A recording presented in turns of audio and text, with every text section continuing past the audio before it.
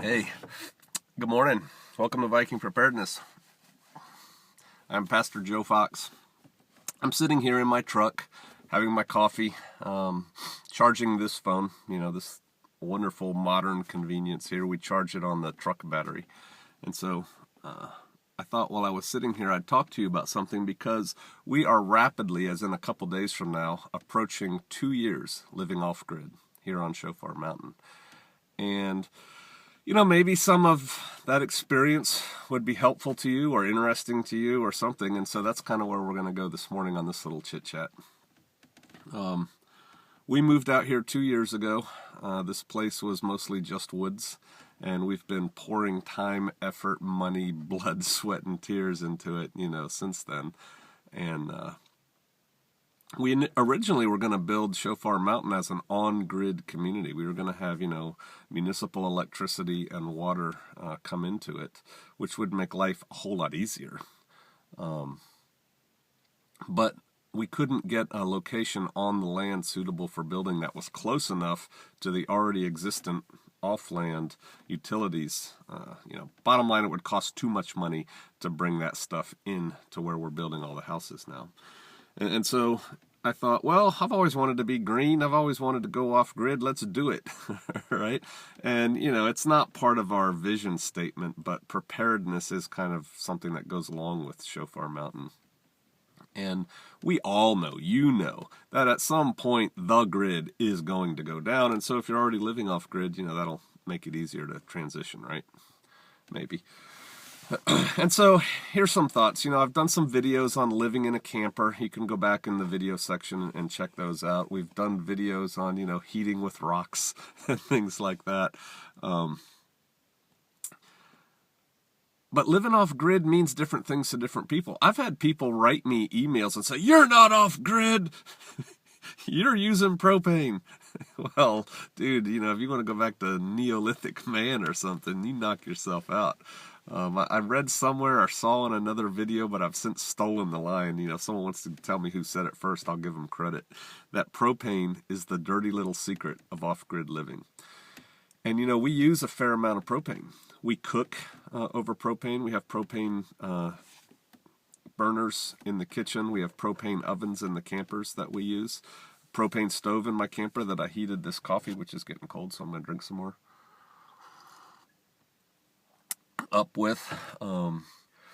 We have propane lanterns in our community hall/kitchen that we use. And we use propane for our smoker. What else do we? Our refrigerator takes propane. And so we use propane, right? Well, if the grid goes down, there's no more propane, right? You're not, what you don't have, you're not getting. And so there is that. We use a fair amount of lamp oil because we use, the little kerosene lamps and the pretty ones that sit on tables and stuff. We use those. And when the grid goes down, I haven't figured out how to make lamp oil yet. We do have a whole lot of kerosene stored, though. So we probably have, a year plus of kerosene stored. We use gasoline. We power this vehicle, the generator, the chainsaws, stuff like that. We use gasoline. I obviously don't know how to make gasoline. I know wood burners got it. What else do we use from the system like that? Fuel-wise, lamp oil, propane, gasoline. Oh, batteries. We use, AA, AAA, double D batteries or D-size batteries, whatever. We use a lot of those in flashlights and lanterns and in lights and things like that. So, and again, don't know how to make those. Now, solar rechargers, yep. We use the little solar patio lights, that you stick out in your garden or whatever and they charge. The thing with those is those batteries don't last forever. Those batteries need to be replaced. And so, it's all limited.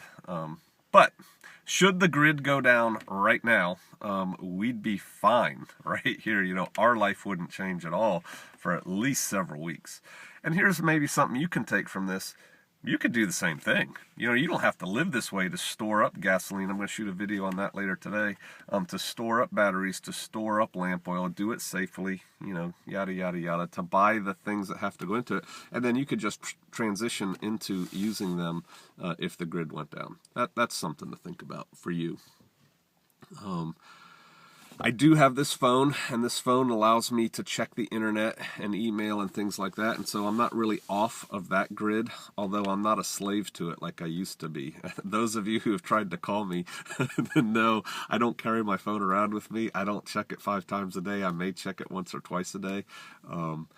Email is difficult, you know, for uploading videos and for email and things like that. We typically, not all the time, we typically go to some Wi-Fi hotspot in a gas station or a library or a coffee shop or something like that. We drive there with gasoline, right? And I upload it there. Sometimes if it's a short video, I'll upload it right from the phone, but I just don't have the megabytes to do that.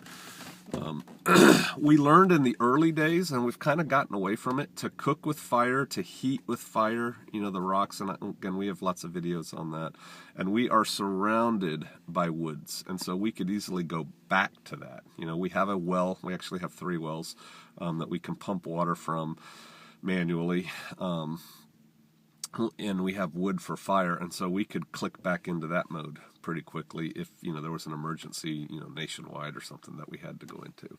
And so we've learned that. We've learned to live outside, you know, which is not necessarily part of off-grid, but I guess kind of where I'm going with this, and it's not well thought out because I haven't had enough coffee, is... You know, I used to read the same magazines you do and the same internet sites and everything, and you look at these people who are going off grid and they're doing solar, and it's like, man, what are you, a millionaire? You know, you're buying this huge solar array and these inverters and yada, yada, yada, and you're doing the hot water system and bada bing, bada boom. Where do you get all that money to do that? Where do you get the time to do it, you know? Because a lot of us have workaday jobs, right? And so it's like, wow, I'll never be able to do that. Well, you can. It's just, what do you want, right? You know, the reason they're in magazines is because they're doing it big. They're not showing the simple people in the magazines. People find that boring. But we're outside a lot. It's the nature of community probably more than anything else, and we're working outside. And so we dress in layers. We've learned to acclimate. You know, when it's hot out, we deal with that. We've had videos on that. When it's cold out, we deal with that. We've had videos on that. So we are closer to the earth in that way. And as far as lighting goes, this time of year, you know, it gets dark about 4:30, 5 o'clock at night. And, you know, that's about the time we start eating supper. But we don't stay up late. You know, we get up with the sun and we go to bed soon after the sun. And my wife and I wear those little headlamps and read in bed for, you know, about an hour or so, and then we go to sleep. And so we're not burning a lot of nighttime electricity, lamp oil, you know, whatever. And so we've kind of adjusted to the seasons. In the summertime, we stay up longer. We get up earlier, we stay up later. You know, we usually sit around out here. We call it our living room. It's an outdoor living room around a campfire, and we sit around and chit-chat and stuff like that. But in the wintertime, it's cold, it's dark, we all go to bed. And so we've adjusted that way, and you can adjust that way too once you get away from the electrical grid. You know, when you're in a house where you can turn the lights on and the whole house whenever you want, you can stay up as late as you want, and people do. You know, they're up till 2 or 3 in the morning. And so there's that. Our water is great. My son has a job as a school teacher, and he takes water in a mason jar to school to drink that we get out of our well, you know, that Yah provided. And that a brother helped pay for the well. We'll go there too. But he forgot his water one day, and so he still had his jar at school. And so he went and he filled it up at the water fountain, and he went to take a drink, and he's like, "Whoa, what is wrong with this water? Whoa!"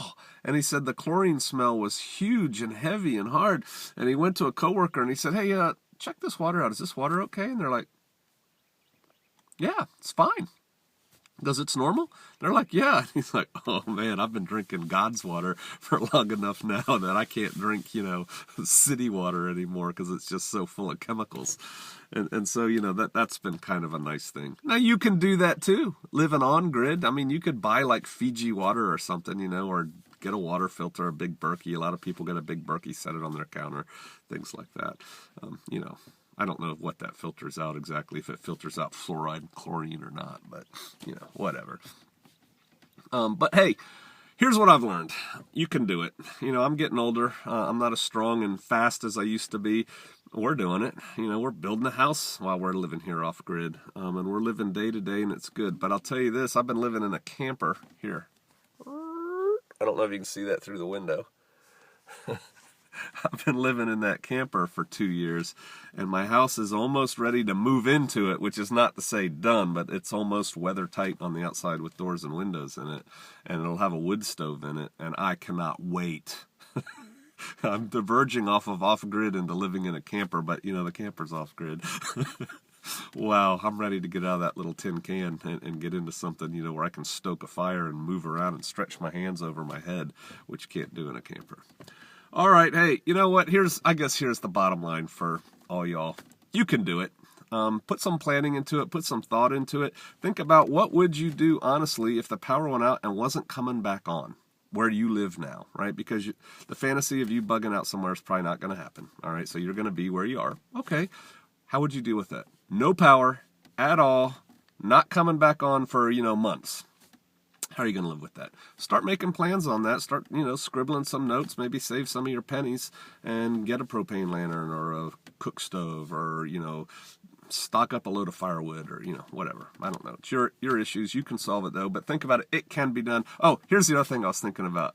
Somebody was up here the other day because we have some people who are considering coming here. And he's like, so are we going to get enough solar power to, power stuff in the houses? And I said, like power what? And he goes, like TVs. And I started laughing. I said, we don't have TVs at Shofar Mountain. He's like, what? No TV? I'm like, no, and we're not gonna.